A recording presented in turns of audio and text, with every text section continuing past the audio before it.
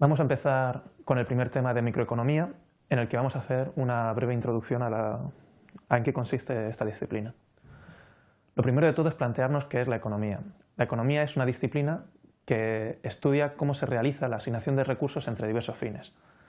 Esta es una definición un tanto oscura, no queda muy claro qué es lo que hace la economía, pero a lo largo del curso iremos comprobando que realmente es a esto a lo que se dedica la economía.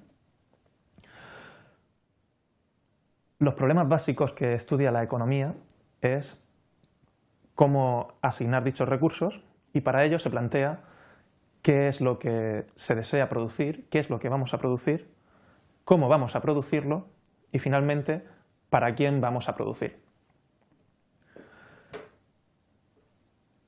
A la hora de tomar estas decisiones hay muchísimos agentes económicos que se implican en ellas y que tienen que tomar parte en esa decisión.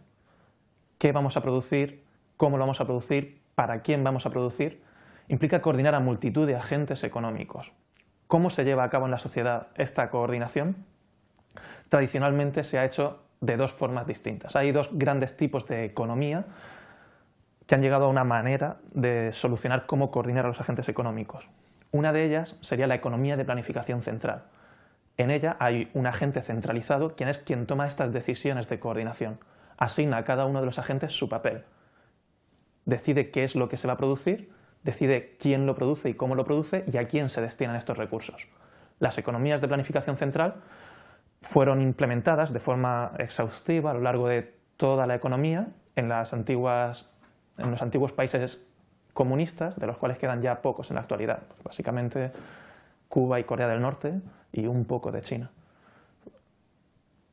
La otra gran forma de decidir cómo se asignan los recursos es la economía de mercado, que es en la que más vamos a estudiar. ¿Cómo decide la asignación de recursos la economía de mercado? Bueno, pues esta asignación nace de las decisiones combinadas de múltiples individuos. El mercado divide a los individuos en dos grupos, la oferta y la demanda, los que desean vender un producto, los que desean adquirir ese producto, que toman sus decisiones de forma descentralizada. Normalmente en un mercado, los individuos de una y otra parte del mercado observan el precio del producto y a ese precio deciden cuánto desean adquirir de ese producto. De la combinación de todas sus decisiones, de cuánto desean adquirir unos y cuántos desean adquirir otros, surge un precio que equilibra las decisiones de ambos y les lleva a tomar la decisión de cuánto quieren producir, qué se quiere producir y también a quién se asigna. Las economías de mercado están extendidas por todo el mundo y, aunque en un principio nos puede parecer que es la forma de asignar los recursos que existe en la actualidad, que ha triunfado en la actualidad, en realidad las economías actuales son más bien economías mixtas, unas economías que mezclan una parte de planificación central y una parte del mercado. Aunque en muchos productos, la asignación de muchos productos se decide a través de los mercados, el sector público decide de forma centralizada también cómo se asignan muchísimos de los recursos de la economía. De hecho, en un país como en España, aproximadamente un tercio de toda la producción viene definida por el sector público. Y hay países europeos como Francia o Dinamarca o Suecia, donde el gasto del sector público representa algo más de la mitad de la producción. Muy bien, así se asignan los recursos económicos. ¿Cómo podemos comprender el funcionamiento de las economías? Para eso es básico construir modelos económicos. A eso es a lo que nos vamos a dedicar en la asignatura, a construir modelos que nos expliquen cómo funcionan las economías. En estos modelos lo que hacemos es sacar las características más importantes de la realidad, simplificar la realidad como en un mapa, construir un mapa sencillo y estudiar cómo las distintas variables se combinan. Tendremos variables exógenas, que son las que no son explicadas por los modelos, y variables endógenas, que son las que son de nuestro interés. Cuando queremos plantearnos cómo ocurre algo, el modelo nos explica esas variables, que son las variables endógenas. Por ejemplo, si queremos saber cómo en un mercado llega a aparecer el precio de un producto, el precio sería una variable endógena y tendríamos otras variables exógenas, como por ejemplo el número de participantes que que toman parte en este mercado.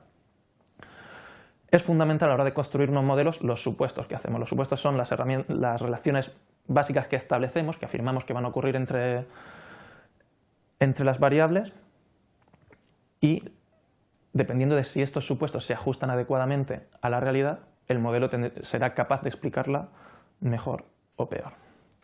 ¿Qué es lo que hace la microeconomía? La microeconomía, lo que hacemos es modelizar la economía desde una perspectiva individual, desde una perspectiva en la que quien toma la decisión es el agente individual. Un agente individual puede ser un consumidor o puede ser una empresa. La microeconomía va a analizar, por tanto, las decisiones concretas de esos agentes, las decisiones concretas de los consumidores o las decisiones concretas de las empresas, pero también va a analizar qué es lo que resulta de la agregación de muchas decisiones individuales, pero siempre teniendo en cuenta que el agente que decide es individual. Estamos planteándonos siempre que son los individuos quienes toman sus decisiones. Por ejemplo, la microeconomía estudia cómo fluctúan los mercados, pero para estudiar los mercados parte de que quienes están tomando sus decisiones son agentes individuales. Otra rama de la economía es la macroeconomía, en la cual el individuo que decide es la sociedad como un conjunto. Sobre macroeconomía estudiaremos en el curso siguiente. Bueno, la macroeconomía se plantea cuestiones como cómo será el crecimiento económico de un país o cómo evoluciona la inflación. En estos casos, el agente que toma las decisiones no es el individuo, sino un conjunto de individuos tomados como un agente único. Planteamos modelos para estudiar la economía. ¿Cuáles serán los modelos válidos? Bueno, pues para saber qué modelos son válidos, habrá que comprobarlos. Lo que hacemos en economía es proponer estos modelos y luego comprobar si la realidad se explica adecuadamente por dichos modelos.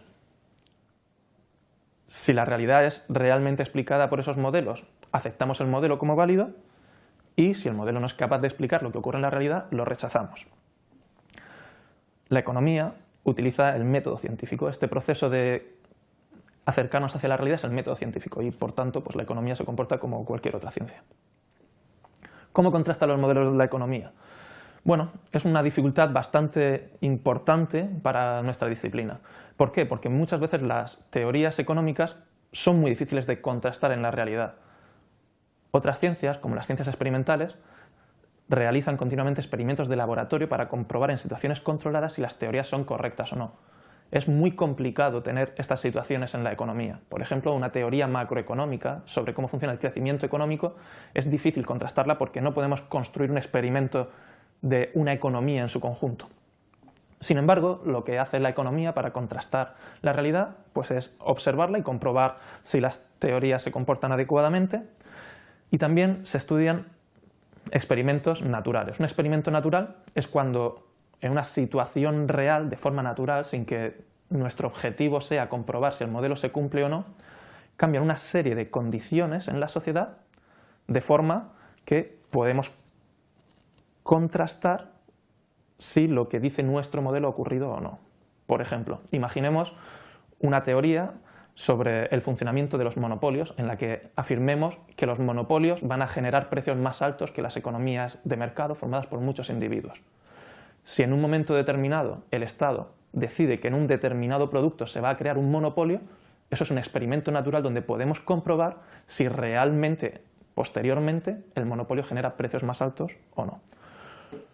Otra forma de comprobar la realidad, los modelos económicos que se lleva a cabo son los experimentos de campo. Cuando se hacen experimentos de campo, lo que tenemos detrás es un modelo de comportamiento de los individuos y vamos a la realidad, a agentes tomando sus decisiones en la vida concreta y les proponemos ciertos cambios en sus acciones que nos lleven a poder estudiar si el modelo se cumple o no.